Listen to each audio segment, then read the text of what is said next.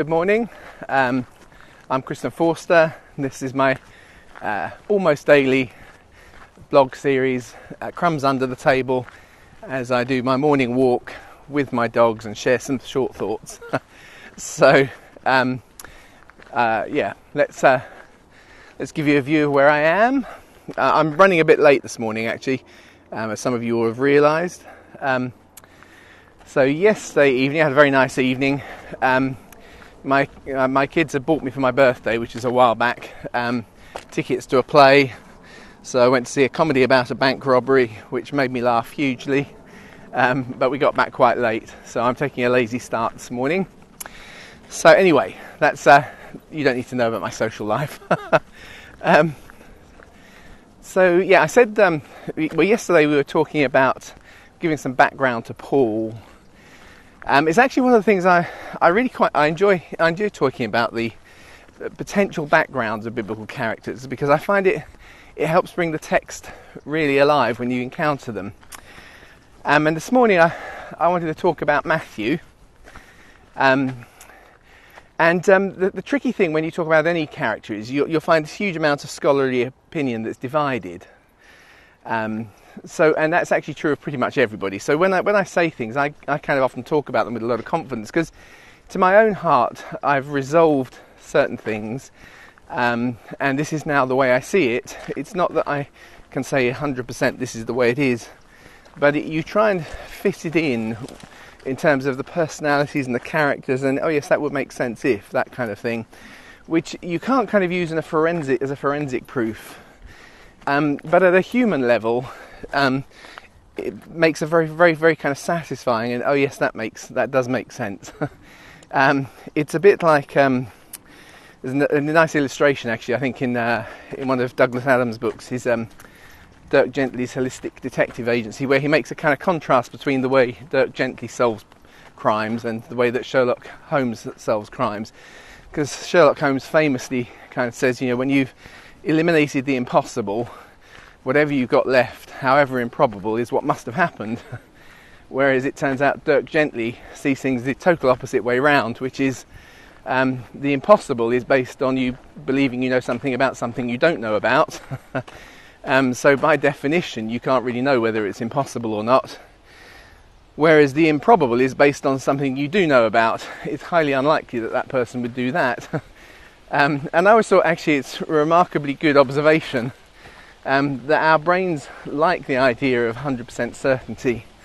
But actually, in day-to-day life, we are much more wired, and we make choices and decisions based on how things feel real, if I can put it those ways. And so I want to kind of, when I do these speculations on biblical characters, I'm always willing to modify them going forwards, but these make most sense, and I try to do things which you can see are not inconsistent with what we do know about them, with the evidence we do have, and so on. And I'm saying all of that because Matthew's a case where you will often find it kind of said that we know pretty much nothing about Matthew, and we speculate on the things and discard what the early church tells us because we're so much cleverer nowadays. And the story I'm going to tell you, for me, makes him one of my favourite characters. But I'm aware that in doing so, what I'm doing is piecing together lots of little bits of evidence which won't ever prove to a skeptic. But I think they build a compelling backstory to Matthew.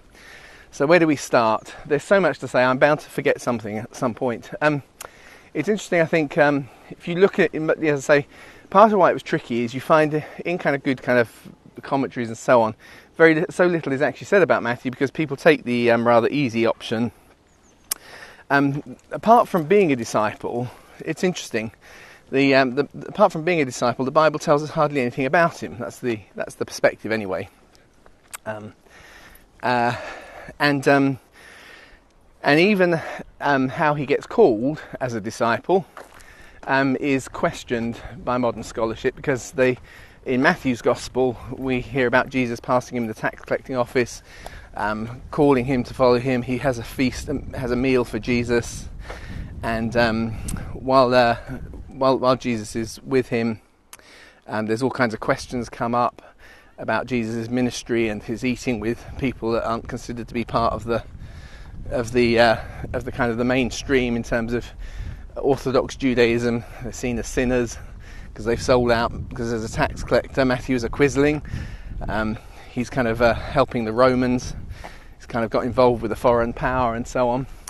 But that story then is dismissed as being really about Matthew, because in Luke and Mark, that same story is told of someone called Levi. And for the average kind of Christian, we just go, well, it's the same person, isn't it?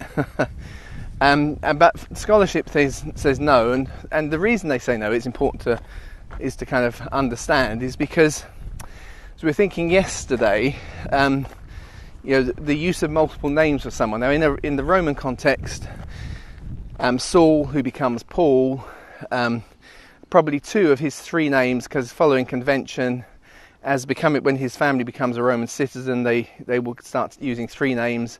So one is, if you like, their ethnic name, which is Saul. Two is a Latin name, which is Paul. And the third is the name of the sponsor for how they became citizens, which is the one we don't know for Paul. But similarly, in Jewish culture, it's very like Europe was. Almost everybody had to be given a biblical name, just as it used to be in Europe in the kind of few hundred years ago. There have even been communities in Europe where you have to be one of the 12 apostles if you're a boy. So everyone is called by a handful of names. And so there are some that, while it's slightly wide variety in kind of good biblical names, the huge numbers of people are called by a handful of names. So John is a really common name. Jesus is also a really common name. Yeshua, and so on. And so you have a really common name, and so you use an alternative as well, which is often a nickname, or it's a marker about something, a physical feature, or a part of your personal history, which is why you get names, or it might be to do with your family. So Barnabas, actually the Nab bit in that Barnabas we'll think about today. Actually, this is going to take forever if I do all of it. So what was I just saying? Yeah, so you give yourself a name that makes you relatively unique. So if you have a reasonably common name, like for instance, it's often thought, as I said, that Nathan becomes Bartholomew. Isn't Bartholomew? So Nathan and Bartholomew are the same person, probably. So Nathan is a very common name. Actually comes from exactly the same root as the name for Matthew, Matithia, but sometimes kind of then turned into Natithia. So that same kind of that same name is very common, and so he gets given the kind of little extra bit. He's the son of Bartholomew, which may well be because actually people knew his father. He may have had some sort of connection with Jesus' disciples. Or it may just be that no other Nathans they knew had that surname. So what was I saying? Yes, so that's right. So in that kind of context, if you're called Levi, which is one of those really common names, I mean, there's a whole tribe called Levi, which probably means he does come from Levi. So you're probably in the scribal class, if you like, as a tribe. But things have got very diluted and very watered down by this stage. So he's kind of got to that. He's got a loose kind of association, perhaps, with the tribe. Well,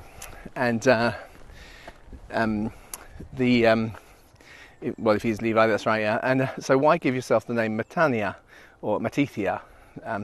So the kind of the Hebrew name is Matithia, but that Yah bit at the end is obviously the shortened version of the word God.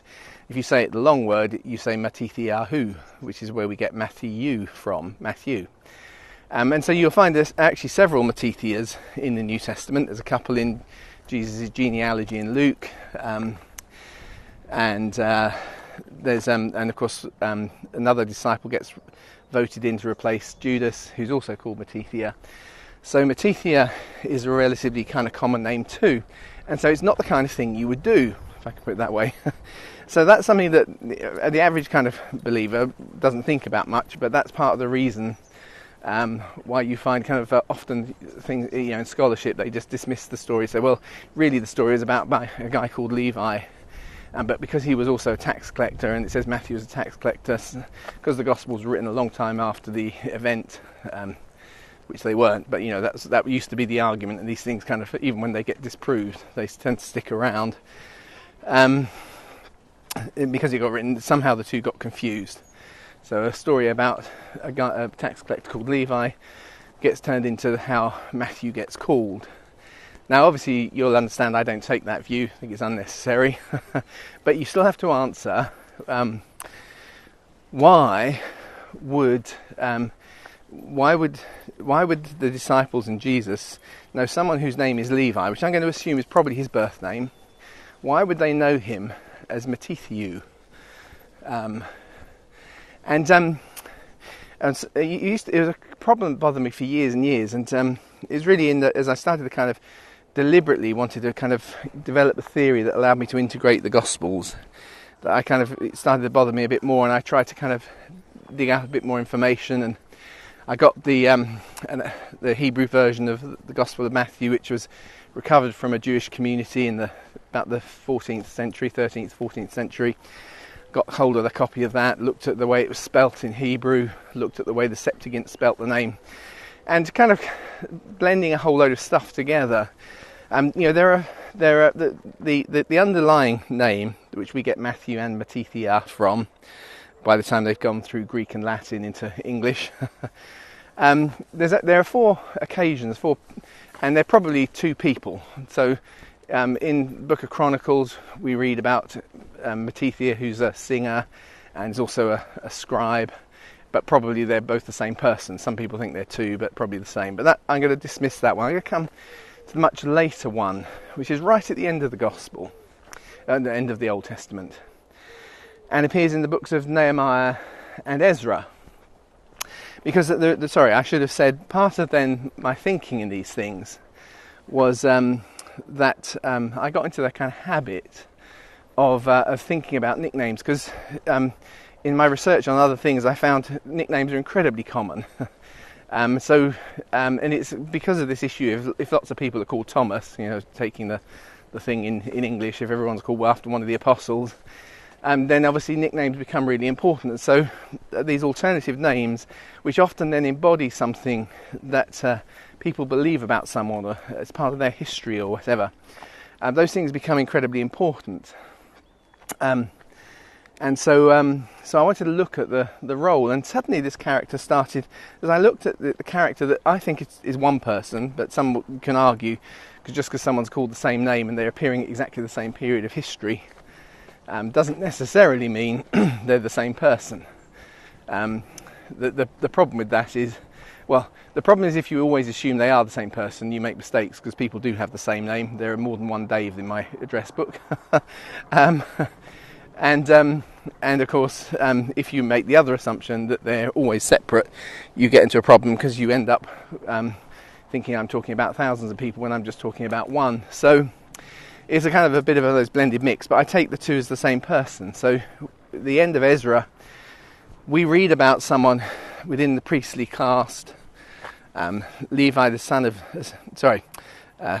Matithia, the son of Nebo, who has married a foreign wife, and therefore is in a bit of a mess, because he's supposed to be a priestly caste, but he's married a foreign wife, and he kind of repents, and it's a rather messy kind of context story, and the Bible doesn't condone it. In fact, it does the opposite. Malachi actually criticises it, but under kind of Ezra's enthusiasm, some of them divorce their wives, send them back to their families and so on, so they can get back to kind of serving God properly, is the way they see it.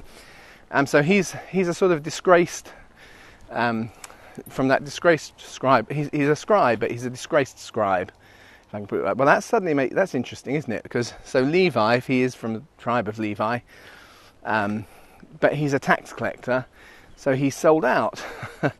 And actually, tax collecting, does use scribal skills. So if he's within a family that has put an emphasis on reading and writing, that's highly important for tax collecting. The ancient world had a form of kind of shorthand, and that scribes were kind of trained in. We know in Greek it took 2 or 3 years. Obviously, as a Hebrew speaker, scribes would have kind of developed something similar along similar lines, but it takes time to really learn it. And the reason you do that is because a tax collector isn't the heavy who turns up with muscle to kind of beat down your door and take your TV away. So I'm thinking about kind of UK repossessions there, but the tax collector is actually a civil service job, and the taxes were built based on households, which are very complex things. They owned multiple bits of land, so there's revenue that comes in from those things from different sources. There are different laws about those things. And so part of the skill of a tax collector was you had to go and interview a household. And of course you've got a hostile environment. So the hostile environment isn't trying to make it easy for you. You make notes as you go along. You take them home and you can collate them to make sure they seem to be consistent from everything that everyone's told you. Occasionally you have to summarise those very quickly into Greek and send them upstream. But that whole process requires an awful lot of writing, an awful lot of kind of organising around numbers, which is interesting because you see those features in the Gospel of Matthew. So you'll actually find regularly, even those who don't believe that Levi is the same person as Matthew, that people accept that it does look like it's written by a tax collector.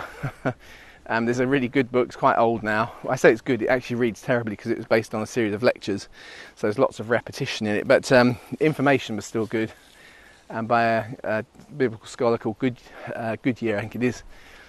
And anyway, who kind of contrasts what we know about tax collecting in the ancient world with the kind of qualities of Matthew.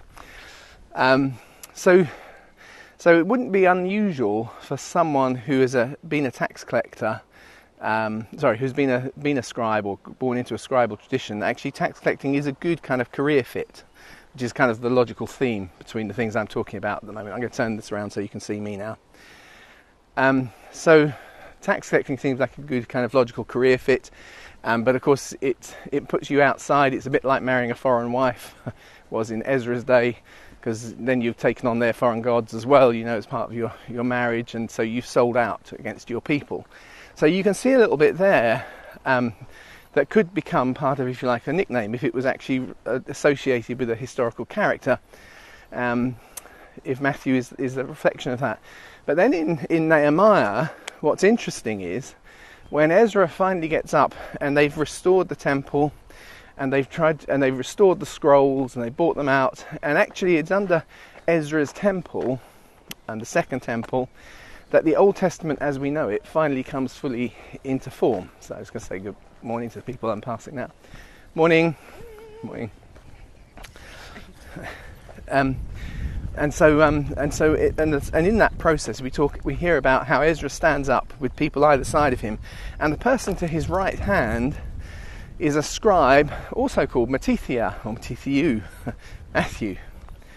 And so at that kind of key moment where the Old Testament is finally coming into the form as we have it today, under Ezra's temple, the chief scribe standing next to him is a guy called Matthew. Now that is really interesting, because the testimony of the early church is this is exactly what Matthew does. He actually, he is the one who is the first to write down, and the way that they describe that, he wrote down or took down, you can't tell whether he was the first to collate what Jesus wrote or whether he was taking notes as it went along. And either are possible, and both are possible. It's a good description of the whole process that you can imagine as there. And so Matthew's Gospel gives us much more detailed descriptions of Jesus' teaching, whereas the other Gospels often focus on the events. And actually that makes sense as someone who has shorthand, is able to capture these things and write them down. And so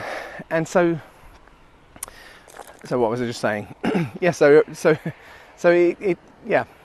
You get where I'm driving at with this kind of this process. So suddenly you have if you like, an Old Testament reference to the end of the Old Testament, the period where Scripture are coming together, where you have a guy who has failed in his national identity, because he's in Ezra's situation, he's married a foreign wife with all of the implications for religion and so on and that. They're trying to get the temple re-going again. And here is a guy, Levi, let's call him Levi, who sold out his scribal calling to become a tax collector, but where he's become very good at taking down notes interrogating it and then collating them to produce consistent reports, and then also sometimes even writing them in Greek. So anyway, the early church tells us that Matthew originally did those things in the Jewish language, in Hebrew or Aramaic. People can't work out which one they prefer. Dogs are having a fun play, so I'll turn this around. So what was I just saying? So I got distracted by their play. Which are all skills perfectly suited, and actually which kind of, if you like, match the name very nicely to the character.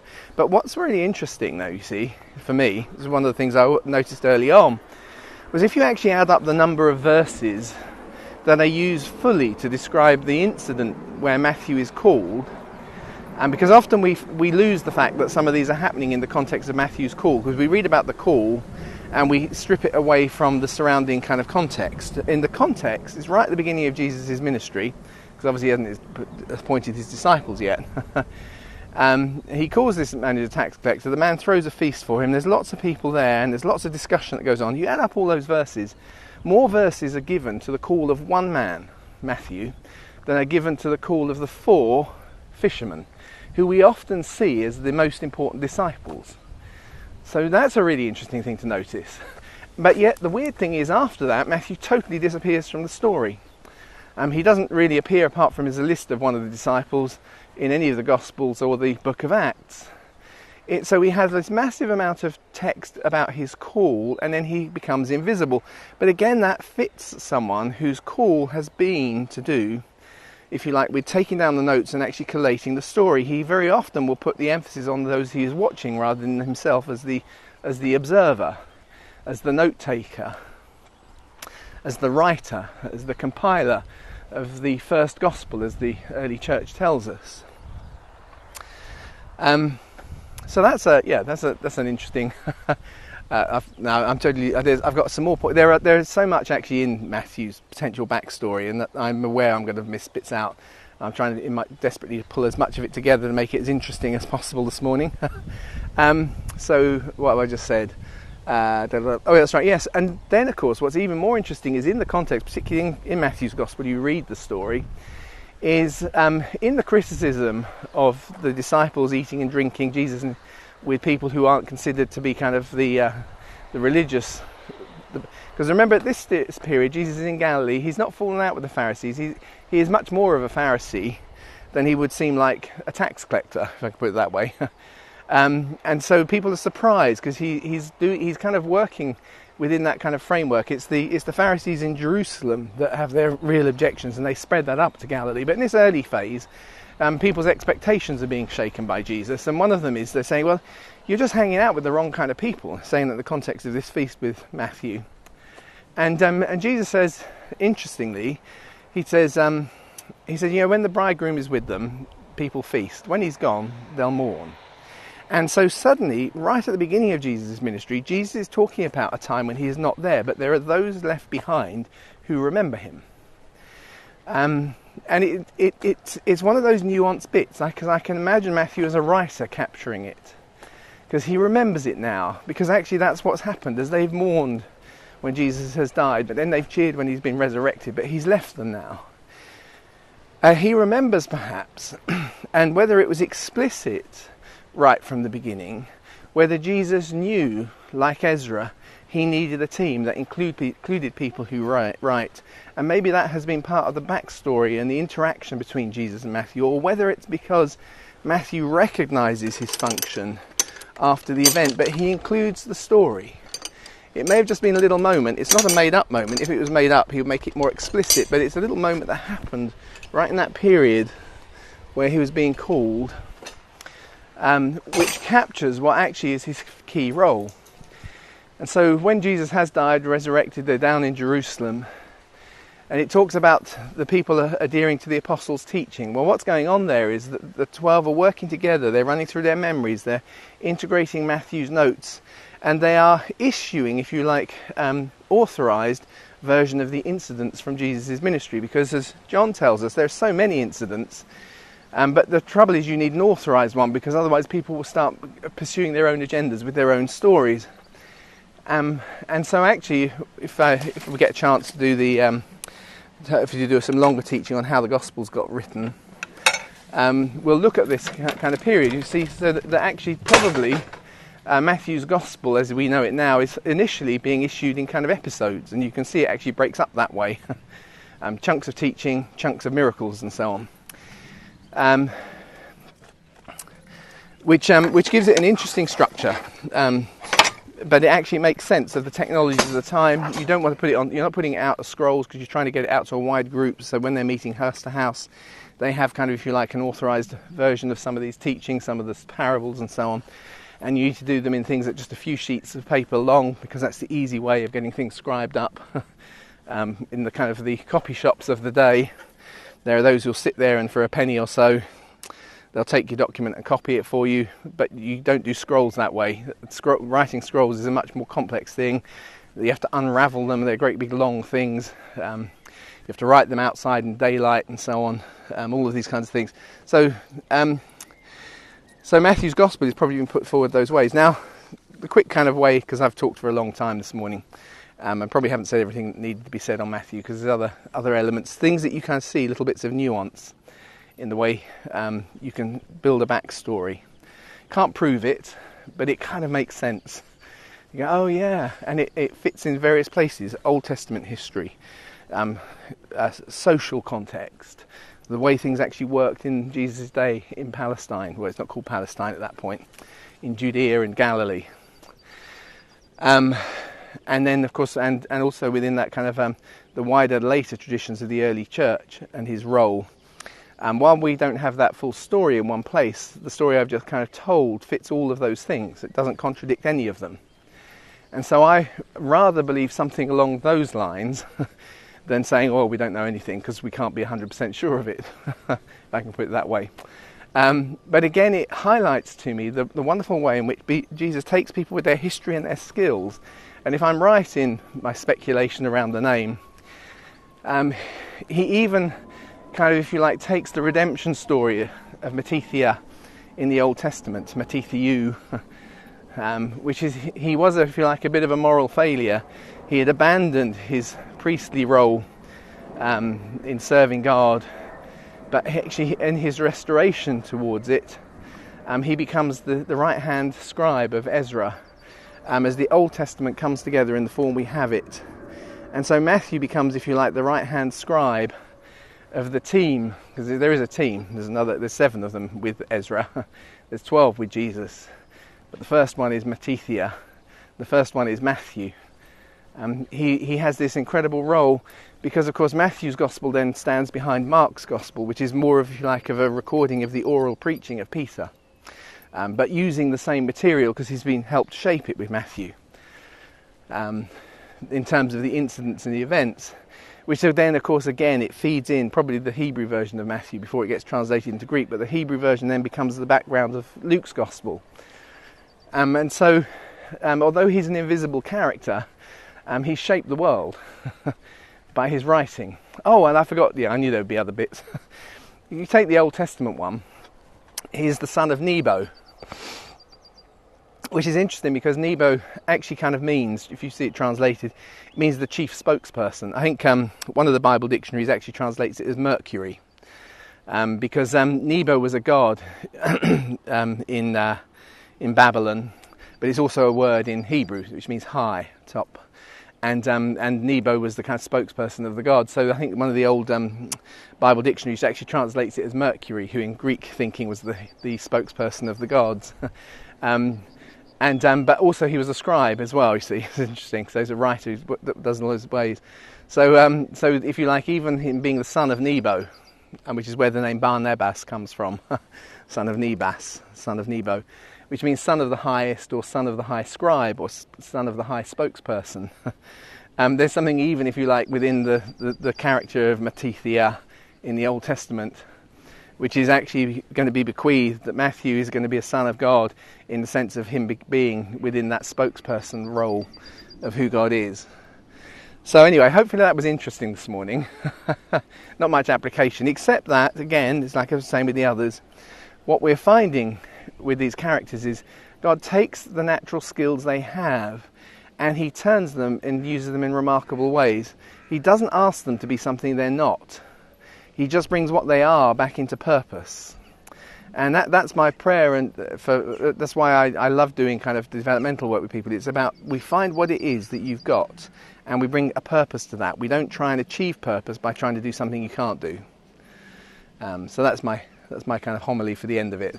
So I've spoken for a long time this morning. I'm going to sign off. We've just got to the bench. I'm now going to sit down on my favourite bench. There we go. That's what I like to sit on.